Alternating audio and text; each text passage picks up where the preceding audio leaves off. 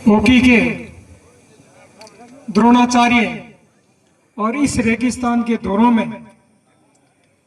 घर घर हॉकी पहुंचाने वाले कोच साहब रणजीत राम जी, सरपंच साहब गुमान राम जी, मानेवड़ा सरपंच अर्जुन राम जी, भंवर सिंह जी, स्थानीय विद्यालय के प्रधानाचार्य जी, पधारे हुए सभी सम्मानित नागरिकगण, संस्था प्रधान साथियों, स्टाफ साथियों, शारीरिक शिक्षक साथियों और इसमें भाग लेने वाले ऊर्जावान प्रतिभावान खिलाड़ी, इस विद्यालय के मैदान को देखकर ही शिक्षक समाज और शिक्षा विभाग गौरवान्वित महसूस करता है कि पहले केवल मात्र जोधपुर जिले में तिलवासनी में ही हॉकी का खेल मैदान था। पूरे जिले में तिलवासनी में ही खेल मैदान था, लेकिन अब अगर जहां खेल में जो है मैदान की भूमि पर्याप्त है वहां तो ये है ही, इसके अलावा जहां जिसको जितनी बार स्थान मिलता है वहां पर भी हॉकी खिलाने का जो प्रयास कर रहे हैं शिक्षक साथी, उसके लिए बहुत बहुत धन्यवाद के पात्र है। मैंने एक दो स्कूल में गया, वहां बिल्कुल छोटा सा ग्राउंड उन्होंने बना लिया और उसमें भी प्रैक्टिस करा के राज्य स्तर और राष्ट्रीय स्तर के खिलाड़ी जो है तैयार करते हैं। इसके लिए वो बहुत बहुत धन्यवाद के पात्र है। और यदि व्यक्ति में दृढ़ इच्छा शक्ति और किसी भी काम करने का जज्बा हो तो किसी भी हालत में वो असफल नहीं हो सकता। और इसका जीता जागता नमूना आपके सामने अशोक जी गोदरा बैठे। यदि कोई व्यक्ति ये सोच ले, एक विद्यार्थी ये सोचता है कि मैं तो ग्रामीण पृष्ठभूमि का हूं, मेरे माता पिता के पास में बहुत सारे पैसे नहीं है, मैं भारत की जो सबसे कठिन और उच्चतम जो परीक्षा है आईएएस की वो पास नहीं कर सकता, तो उसके दिमाग में जो सोच है बिल्कुल गलत है।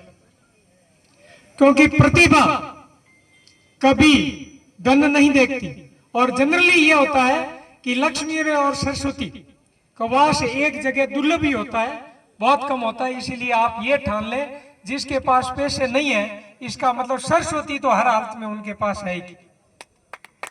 तो इसीलिए आप पढ़ाई की बात तो है ही, साथ ही साथ जो प्रतिभावान खिलाड़ी है वो भी अपने मन में जो जज्बा लेकर आया है और यहाँ जो भी खिलाड़ी आया है उसके मन में ये भावना है कि हमारा विद्यालय प्रथम स्थान प्राप्त करके यहाँ से लौटे। मेरा निवेदन रहेगा कि खेल को खेल की भावना से खेलें और साथ ही साथ जो निर्णायक बंधु है उनसे भी निवेदन रहेगा कि आपका निर्णय बिल्कुल सटीक हो, किसी भी प्रकार का विवाद उत्पन्न नहीं हो। जैसा कि कहा गया है, खेल को खेल की भावना से खेलें। साथ ही साथ क्योंकि जितनी टीमें आई है उसमें विजेता केवल एक होगा, प्रथम स्थान तो एक ही प्राप्त करेगा और उसके बाद में जो नीचे के स्थान पर रहेंगे तो उनके लिए प्रथम स्थान सदैव खाली रहेगा। तो हो सकता है इस बार आप प्रथम स्थान प्राप्त नहीं कर पाए,